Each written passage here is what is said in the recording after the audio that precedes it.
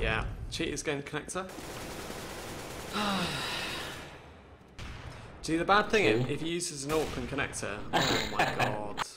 Well, I guess he can just wallbang like that. Watch this, he's going to come out and wallbang him. He's going to line it up. He's trying to. Oh, that's just...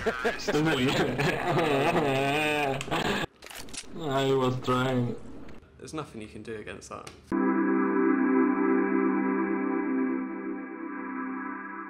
Hello, welcome to Hatton Games. Matchmaking in its current state is bad. We all know this and it's affecting everyone.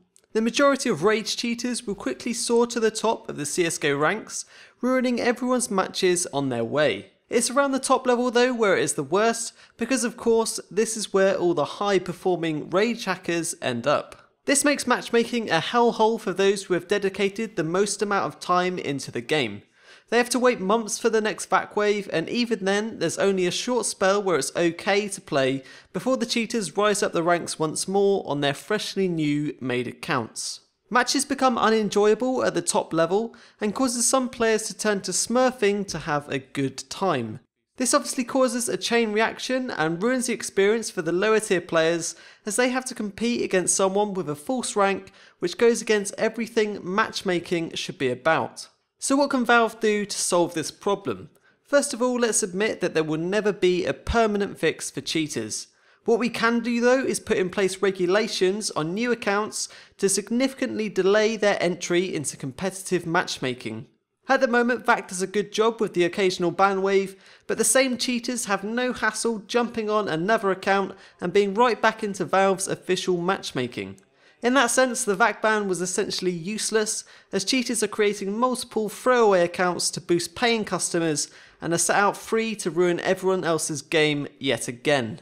The changes that I and a lot of other members in the community would recommend are the following. Casual mode gets changed to normal matchmaking, but with a hidden rank. New players have to win 100 games until they qualify for ranked matchmaking. These two changes alone should be enough to significantly delay cheaters from reaching ranked matchmaking. If we do the maths real quick, a cheater on a new account would have to sit through 66 hours at best, assuming that every game lasted 40 minutes and he won all of them. That's almost 3 days of solid Counter-Strike. Now this is almost identical to the system Valve have in place for Dota 2, and I feel it would be even more beneficial in a game like CSGO, where cheating is a lot more commonplace. Not many cheaters will be dedicated enough to grind 100 wins, and the majority of them will most likely be overwatched before they even enter ranked. Again, let me reiterate, this won't stop cheating in its entirety. Instead, the goal is to minimise the amount of cheaters in ranked by heavily delaying their entry process. Once the VAC wave hits, you know that they'll be gone for a good while. Now you could say that this will ruin unranked matchmaking, as it will pit new players against cheaters, therefore ruining their first impression of the game.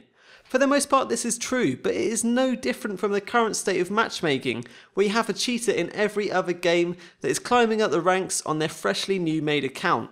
Essentially someone will have to take the fall.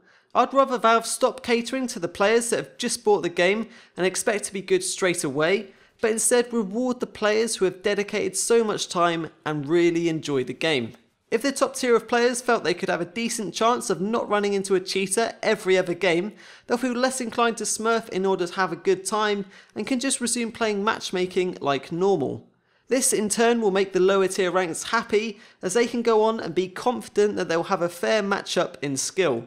Basically, the entire ranked matchmaking will be a better place to play in, and people would no longer have to rely on a third-party company to enjoy the game. Unless they wanted to play on 128 tick. Volvo, please.